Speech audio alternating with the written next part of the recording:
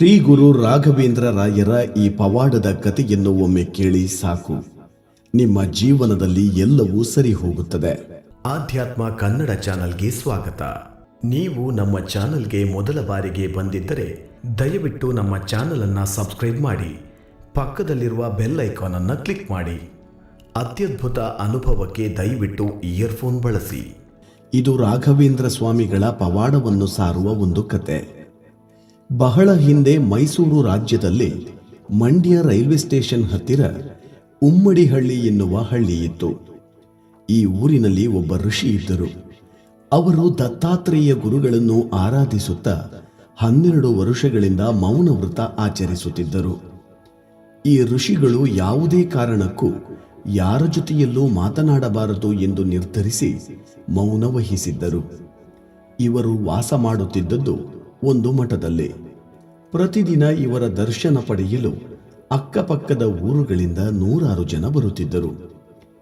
ಇದೇ ರಾಜ್ಯದಲ್ಲಿ ಚನ್ನಪಟ್ಟಣದ ಹತ್ತಿರ ಸಂಕಲಗೆರೆ ಎನ್ನುವ ಊರಿನಲ್ಲಿ ರಾಮಶಾಸ್ತ್ರಿ ಎನ್ನುವ ವ್ಯಕ್ತಿ ವಾಸ ಮಾಡುತ್ತಿದ್ದರು.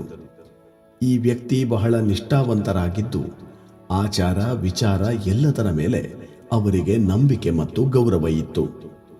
ದಿನಕ್ಕೆ 1 ಹೊತ್ತು ಮಾತ್ರ ಊಟ ಮಾಡಿ ಆಚಾರ ವಿಚಾರಗಳನ್ನು ಪಾಲಿಸುತ್ತಿದ್ದರು.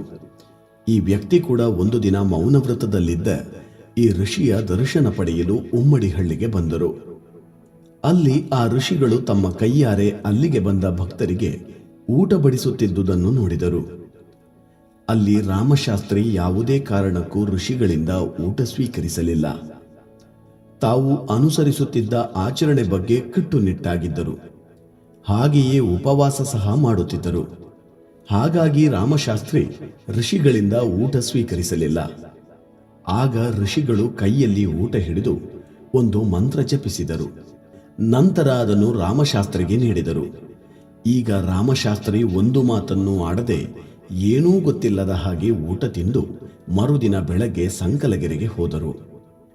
ಊರಿಗೆ ಬಂದ ನಂತರ ರಾಮಶಾಸ್ತ್ರಿಯಿಂದ ಒಂದೇ ಒಂದು ಮಾತನ್ನು ಕೂಡ ಆಡಲು ಸಾಧ್ಯವಾಗಲಿಲ್ಲ. ಆ ರೀತಿ ಆಗೋದಕ್ಕೆ ಕಾರಣ ಏನು ಎಂದು ತಿಳಿದುಕೊಳ್ಳಲು ಎಷ್ಟೇ ಪ್ರಯತ್ನಪಟ್ಟರೂ ಸಹ ತನ್ನಿಂದ ಯಾಕೆ ಮಾತನಾಡಲು ಆಗುತ್ತಿಲ್ಲ ಎನ್ನುವುದು ರಾಮಶಾಸ್ತ್ರಿಗೆ ಅರ್ಥವಾಗಲಿಲ್ಲ, ಗೊತ್ತಾಗಲೂ ಇಲ್ಲ. ಅವನ ಸಂಬಂಧಿಕರೆಲ್ಲರೂ ಕೂಡ ರಾಮಶಾಸ್ತ್ರಿಗೆ ಶಾಶ್ವತವಾಗಿ ಧ್ವನಿ ಕಳೆದುಕೊಂಡಿದ್ದಾನೆ ಎಂದು ನಿರ್ಧರಿಸಿದರು. ಇಷ್ಟೆಲ್ಲ ವೈದ್ಯರನ್ನು ಸಂಪರ್ಕಿಸಿದರೂ ಕೂಡ ರಾಮಶಾಸ್ತ್ರಿಗೆ ಏನಾಗಿದೆ ಎಂದು ಗೊತ್ತಾಗಲೇ ಇಲ್ಲ.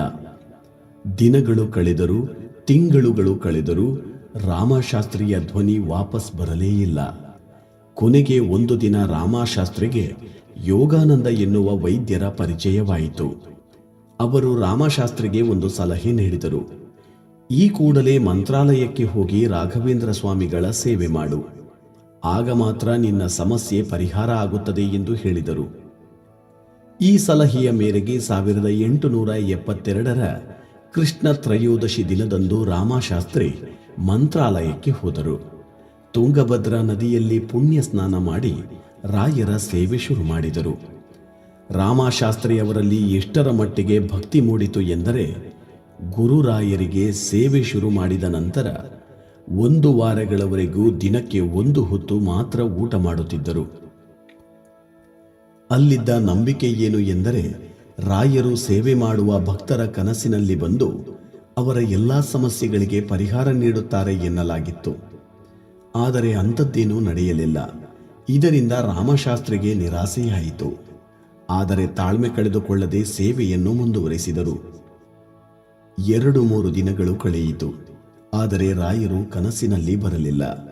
ಇದರಿಂದ ರಾಮಶಾಸ್ತ್ರಿಯ ದುಃಖ ಹೆಚ್ಚಾಗಿ ಮರುದಿನ ಸೂರ್ಯ ಹುಟ್ಟುವುದರ ಒಳಗೆ ರಾಯರು ಕನಸಲ್ಲಿ ಬರಲಿಲ್ಲ ಎಂದರೆ ತುಂಗಭದ್ರಾ ನದಿಗೆ ಹಾರಿ ಪ್ರಾಣ ಬಿಡಬೇಕು ಎಂದು ನಿರ್ಧಾರ ಮಾಡಿ ನಿದ್ದೆ ಮಾಡುತ್ತಾರೆ. ಮರುದಿನ ಬೆಳಗ್ಗೆ ಆದರೂ ರಾಯರು ಕನಸಿನಲ್ಲಿ ಬಂದಿರಲಿಲ್ಲ. ಮಂತ್ರಾಲಯಕ್ಕೆ ಬಂದು 11 ದಿನಗಳಾಗಿತ್ತು. ಆದರೆ ರಾಘವೇಂದ್ರ ಸ್ವಾಮಿಯಿಂದ ಯಾವುದೇ ಸೂಚನೆ ಸಿಗಲಿಲ್ಲ ಎಂದು ಬೇಸರಗೊಂಡ ರಾಮಶಾಸ್ತ್ರಿ ದುಃಖದಲ್ಲಿ ಕಣ್ಣೀರು ಹಾಕಲು ಶುರು ಮಾಡಿದರು. ಎಂದಿನ ಹಾಗೆ ಸೇವೆ ಮಾಡುವುದಕ್ಕಾಗಿ ತುಂಗಭದ್ರಾ ನದಿಯಲ್ಲಿ ಸ್ನಾನ ಮಾಡಿ ಸೇವೆ ಶುರು ಮಾಡಿದರು. ಅಂದು ರಾಘವೇಂದ್ರ ಸ್ವಾಮಿಗೆ ಮುಖ್ಯ ಮಂಗಳಾರತಿ ಮುಗಿದ ನಂತರ ತುಂಗಭದ್ರಾ ನದಿಯಲ್ಲಿ ಬಿದ್ದು ಸಾಯಬೇಕು ಎಂದುಕೊಂಡರು. ಮಠದ ಒಳಗೆ ಬಂದು ಬೃಂದಾವನದ ಬಳಿ ಇರುವ ಕಂಬದ ಹತ್ತಿರ ಕೂತು ಧ್ಯಾನ ಮಾಡುವುದಕ್ಕೆ ಶುರು ಮಾಡಿದರು. ಮಂಗಳಾರತಿ ನಡೆಯುವ ವೇಳೆ ಒಂದು ಆಶ್ಚರ್ಯಕರ ಘಟನೆ ನಡೆಯಿತು. ಮಂಗಳಾರತಿ ಬೃಂದಾವನದ ಮಧ್ಯದಿಂದ ಒಂದು ಬೆಳಕು ಕಾಣಿಸಿತು. ಆ ಬೆಳಕಿನಲ್ಲಿ ರಾಮಶಾಸ್ತ್ರಿಗೆ ರಾಘವೇಂದ್ರ ಸ್ವಾಮಿಗಳು ಕಾಣಿಸಿದರು. ತಾನು ಎಲ್ಲಿದ್ದೇನೆ ಎನ್ನುವುದನ್ನು ಮರೆತು ಉತ್ಸಾಹದಲ್ಲಿ ಗುರುರಾಜ ಎಂದು ಕೂಗಿದರು. ಹಾಗೆಯೇ ರಾಘವೇಂದ್ರ ಸ್ವಾಮಿಯ ಮಂತ್ರವನ್ನು ಸತತವಾಗಿ ಪಠಿಸುವುದಕ್ಕೆ ಶುರು ಮಾಡಿದರು. ಇದಾದ 2 ನಿಮಿಷಗಳಲ್ಲೇ ರಾಯರು ಮಾಯವಾದರು. ಅಲ್ಲಿದ್ದ ಎಲ್ಲರೂ ಕೂಡ ರಾಮಶಾಸ್ತ್ರಿ ಮಾತನಾಡುವುದನ್ನು ನೋಡಿ ಆಶ್ಚರ್ಯಪಟ್ಟರು. ಅವರ ಹತ್ತಿರ ಬಂದು ಏನಾಯಿತು ಎಂದು ವಿಚಾರಿಸಿದರು. ರಾಮಶಾಸ್ತ್ರಿಯ ಕಣ್ಣಲ್ಲಿ ಸಂತೋಷಕ್ಕೆ ಆನಂದ ಬಾಷ್ಪ ಹರಿಯುತ್ತಿತ್ತು. ಉತ್ಸಾಹದಲ್ಲಿ ಏನೆಲ್ಲ ನಡೆಯಿತು ಎಂದು ಎಲ್ಲರಿಗೂ ಹೇಳಿದರು. ನಡೆದಿದ್ದನ್ನು ಕೇಳಿ ಎಲ್ಲರೂ ಸಂತೋಷಗೊಂಡರು. ಹಾಗೆಯೇ ಗುರು ರಾಘವೇಂದ್ರ ಸ್ವಾಮಿಗಳನ್ನು ನೋಡಿದ ರಾಮಶಾಸ್ತ್ರಿ ಎಂಥ ಅದೃಷ್ಟವಂತ ಎಂದು ಕೊಂಡಾಡಿದರು. ಗುರುರಾಯರ ಹಲವಾರು ಪವಾಡಗಳಲ್ಲಿ ಇದು ಕೂಡ ಒಂದು. ನೀವು ಭಕ್ತಿಯಿಂದ ಆರಾಧಿಸಿದರೆ ರಾಘವೇಂದ್ರ ಸ್ವಾಮಿಗಳು ನಿಮ್ಮ ಎಲ್ಲ ಕಷ್ಟಗಳನ್ನು ಖಂಡಿತವಾಗಿಯೂ ದೂರ ಮಾಡಿ ಸುಖ, ಶಾಂತಿ, ನೆಮ್ಮದಿಯ ಜೀವನವನ್ನು ನಿಮಗೆ ಕೊಡುತ್ತಾರೆ.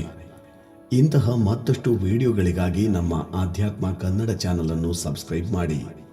ಪಕ್ಕದಲ್ಲಿರುವ ಬೆಲ್ ಐಕಾನ್ ಕ್ಲಿಕ್ ಮಾಡಿ.